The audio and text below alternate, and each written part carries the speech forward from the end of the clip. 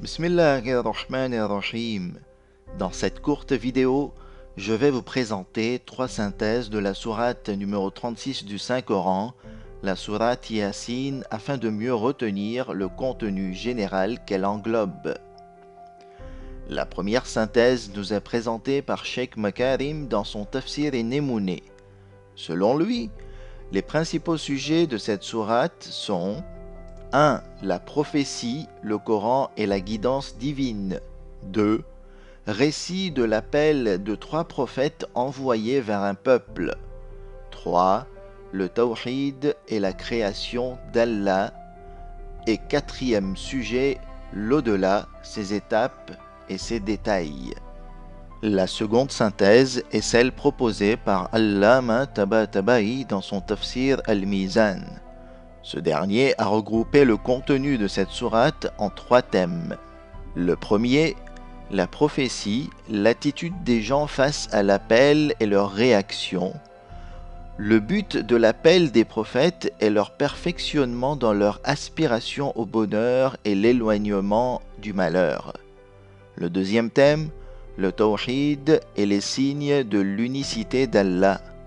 Le troisième et dernier thème, l'au-delà, la résurrection, la distinction entre les vertueux et les mauvais et leur finalité. Enfin, la troisième et dernière synthèse est celle de Sheikh Ridai Isfahani dans son Tafsir et Mahr. Sa synthèse est partitionnée en deux parties. La première évoque les objectifs de cette sourate qui sont rappeler le tawhid, rappeler l'au-delà et confirmer la prophétie et le Coran. La seconde partie expose les principaux sujets de la sourate regroupés en trois thèmes. Les sujets relatifs au dogme sont A. La grandeur d'Allah dans l'univers. B. Différentes indications sur l'au-delà, les modalités de la résurrection, les interrogations et réponses du jour de la résurrection. C. La prophétie du prophète de l'islam et le noble Coran. Les sujets relatifs à l'éthique sont inciter les gens à partager. B. Le récit du peuple d'Antioche et leur réaction face aux envoyés de Dieu. Et C. Indication sur le récit de Obey ibn Khalaf et son refus de la résurrection corporelle et matérielle. Enfin, les sujets secondaires de cette sourate sont A. Le but de la révélation du Coran est le fait qu'il ne soit pas un recueil de poèmes. B. Énoncé de la loi générale de couplage dans la création. C.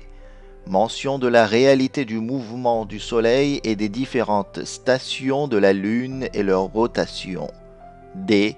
Rappel du pacte de Dieu avec l'homme de ne pas adorer et obéir le Satan. E. Les pieds et mains parleront le jour de la résurrection. Et F. La création de l'homme à partir du sperme. Vous pouvez retrouver le résumé de cette sourate sur ma page Facebook. Merci et à bientôt.